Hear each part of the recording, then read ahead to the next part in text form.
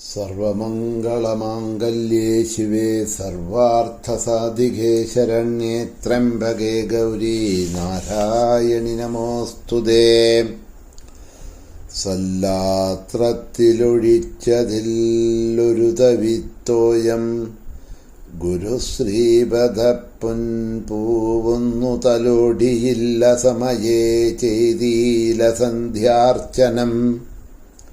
കൽപ്പേറും യമരാജ കിങ്കര കരവ്യാപാരഘോരാമയം നിൽപ്പാനുള്ള മരുന്നു ഞാൻ കരുതിയില്ലമ്മേ പരമേ ഭയം ദിവി ശരണം അമ്മേ.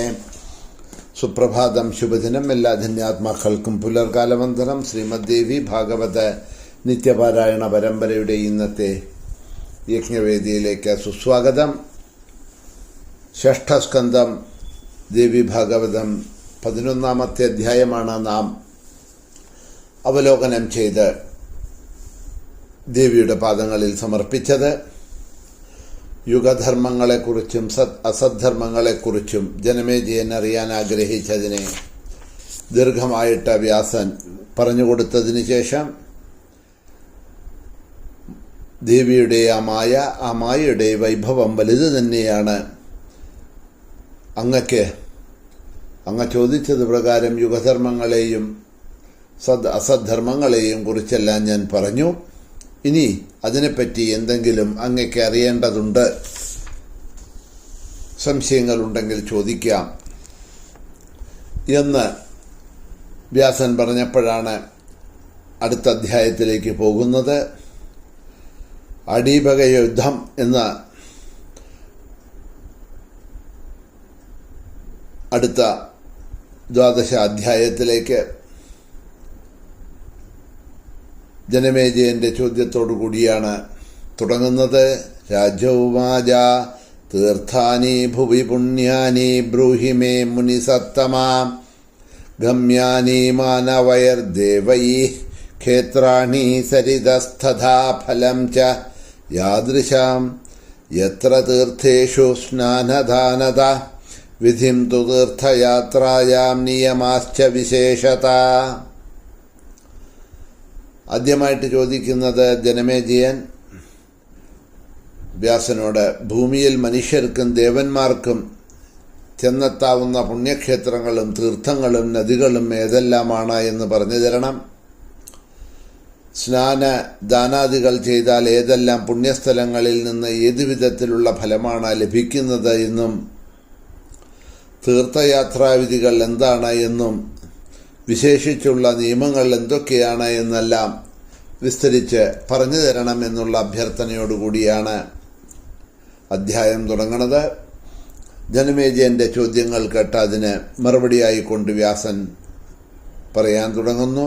ശൃണുരാജൻ പ്രവക്ഷ്യാമി തീർത്ഥാനി വിവിധാനി ച യേഷു തീർത്ഥേഷു ദേവീനാം പ്രശസ്താന്യയനാനി ച.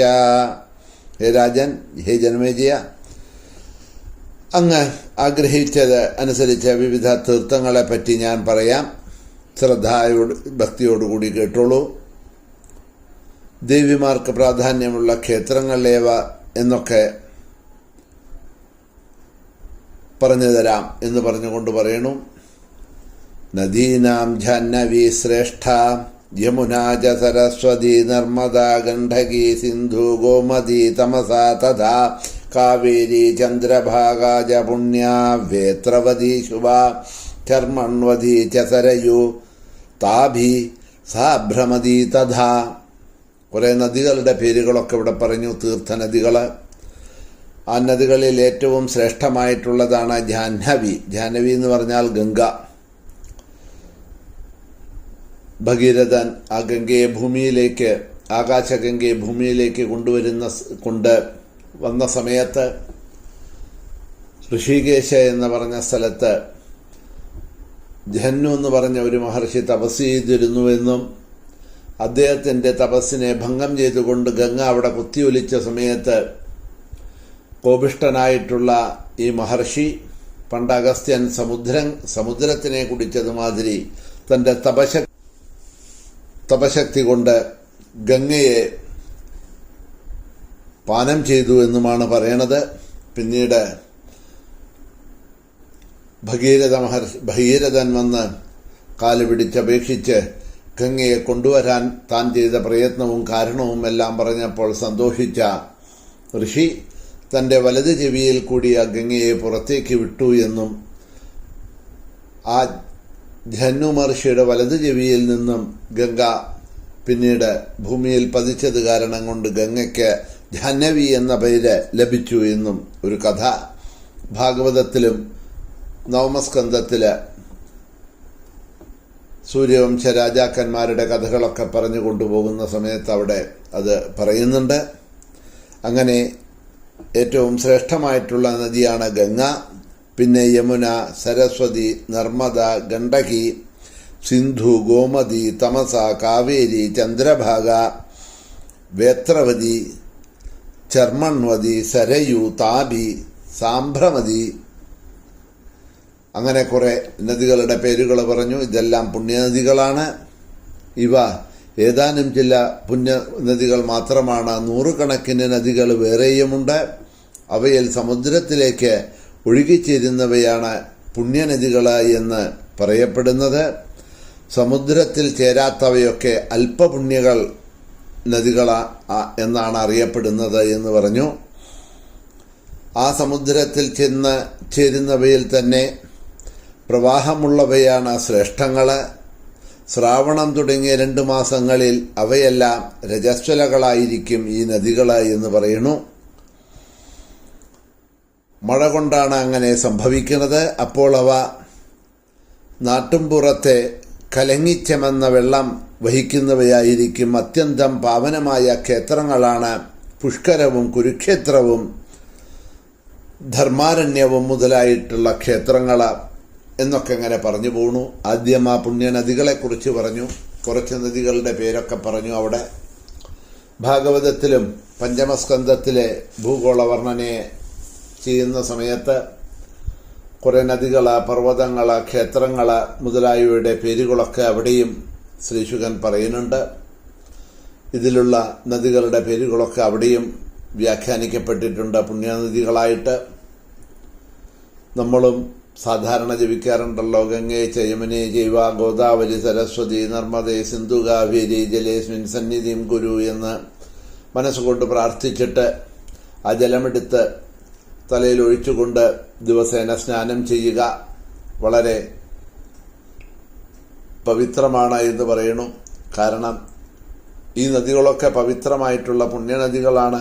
ആ നദിയിൽ പോയി സ്നാനം ചെയ്യുക, അത് ആർക്കും നിത്യേന ഭാഗ്യം അതിന് ലഭിക്കില്ല. ജീവിതത്തിൽ തന്നെ ഒരിക്കലോ 2 പ്രാവശ്യമോ പോവാൻ പറ്റിയെങ്കിൽ പോകും. അതും ചില നദികളിൽ. ഇപ്പം ഈ പറഞ്ഞ നദികളിലെല്ലാം പോയി സ്നാനം ചെയ്തവരുണ്ടോ എന്ന് ചോദിച്ചാൽ ഉണ്ടാവില്ല. ചില നദികളിൽ പോയി സ്നാനം ചെയ്യാൻ ഭാഗ്യം ലഭിച്ചവരുണ്ടാവും. ചിലതിൽ പോവാൻ സമയമുണ്ടായിരിക്കില്ല. അപ്പം എന്തു വേണം എന്ന് പറഞ്ഞാൽ ഈ സപ്ത നദികളെ മനസ്സിൽ ധ്യാനിച്ചുകൊണ്ട് നമ്മൾ